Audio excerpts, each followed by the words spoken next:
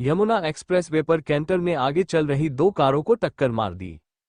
हादसे में जगतगुरु कृपालू जी महाराज की बड़ी बेटी डॉक्टर विशाखा त्रिपाठी की मौत हो गई। 2 बेटियों डॉक्टर कृष्णा त्रिपाठी और डॉक्टर श्यामा त्रिपाठी के अलावा 5 अन्य लोग घायल हो गए।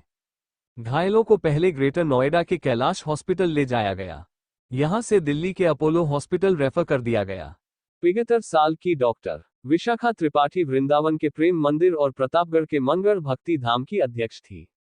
जगतगुरु कृपालू परिषद की ओर से शोक संदेश जारी किया गया है, जिसमें लिखा दुख के साथ घोषणा कर रहे हैं कि एक हादसे में हमारे जगतगुरु कृपालू परिषद भक्ति धाम की अध्यक्ष डॉक्टर विशाखा त्रिपाठी का निधन हो गया है। इनका अंतिम संस्कार वृंदावन में किया जाएगा। जगतगुरु कृपालू महाराज की बड़ी बेटी विशाखा त्रिपाठी का शव जनता दर्शन के लिए रखा गया है। 28 नवंबर की सुबह तक जनता दर्शन के लिए रखा जाएगा जगतगुरु कृपालू महाराज की बेटी का शव। देश दुनिया से कृपालू महाराज के भक्त प्रेम मंदिर पहुंच रहे हैं दर्शन को। 28 तारीख को यमुना किनारे किया जाएगा अंतिम संस्कार।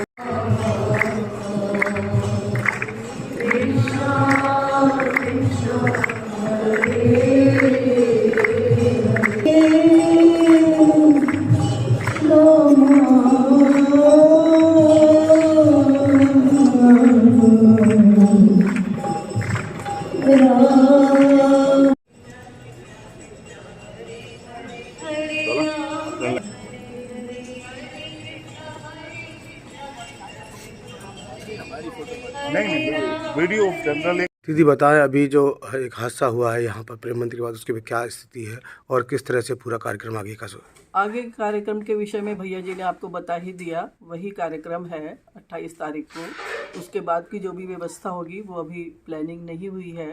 जो हमारे ट्रस्टीज़ हैं वो आपस में मीटिंग करके करेंगे, लेकिन हमारा पूरा विश्वास है कि हमारी व्यवस्था इसी प्रकार से चलती रहेगी। हमें गुरु के ऊपर भी पूर्ण विश्वास है और हमारी दीदी लोगों का जो परिश्रम है, जो उन्होंने व्यवस्था बना दी है, वो इसी प्रकार से चलती रहेगी। उसमें किसी प्रकार का व्यवधान नहीं आएगा। हाँ, इस समय सभी लोग अत्यधिक दुखी हैं और चारों ओर से लोग आ ही रहे हैं यहाँ पर। तो इस समय तो अभी केवल 28 तारीख तक का कार्यक्रम निश्चित किया गया है। उसके बाद का जो भी कार्यक्रम होगा वो बाद में ही डिसाइड होगा। 28 तारीख को किस तरीके का कार्यक्रम कहाँ होगा, क्या होगा, पूरी थोड़ी सी जानकारी दे दीजिए। वो भैया जी ने भी बता ही दिया आपको। वही है, सुबह से कार्यक्रम प्रारंभ होगा और फिर केसी घाट पर ही सारा कार्यक्रम होगा। जो अग्नि संस्कार की व्यवस्था है वही होगा। और भगवान नाम की हमारी यहाँ प्रथा रही है। भगवान नाम निरंतर अभी भी चल ही रहा है। तभी भी भगवान नाम के मध्य और जो भी यहाँ की व्यवस्था है ब्रज के अनुसार, उसके अनुसार ही वो सब कार्यक्रम होगा। जैसे भक्तों को सूचना मिली तो विश्व भर से भक्त यहाँ पधार रहे हैं और प्रेम भवन में अखंड हरे राम संकीर्तन चल रहा है। तो हजारों भक्त वहाँ पर एकत्रित हैं और भी आ रहे हैं, रास्ते में हैं।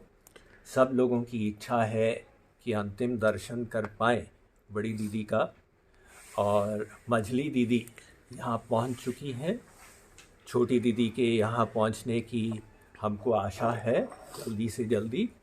तो उनके निर्देशन में अंतिम क्रिया 28 तारीख को केशी घाट पर की जाएगी। तो अभी इतना ही कार्यक्रम निर्धारित है और बाकी सब लोग भावपूर्ण कीर्तन में लगे हुए हैं। मकान कौन देगा, किस तरीके की व्यवस्था है, कितनी लकड़ी लगाई जाएगी, कहाँ कहाँ से लकड़ी आ रही है, कितने पंडित होंगे, थोड़ा सा उसकी बारे जान। वो हमारे जो ट्रस्ट के संचालक हैं उसमें वो अपना प्लानिंग कर रहे हैं। उसके बारे में हमको अभी सर थोड़ा सा महाराज जी हादसे के बारे में बताएं, क्या हादसा हुआ था, किस तरह से पूरा? क्यों हुआ था, कैसे ये सारी चीज़ें हुई कि आज दीदी हम लोगों के बीच नहीं है? यहाँ पे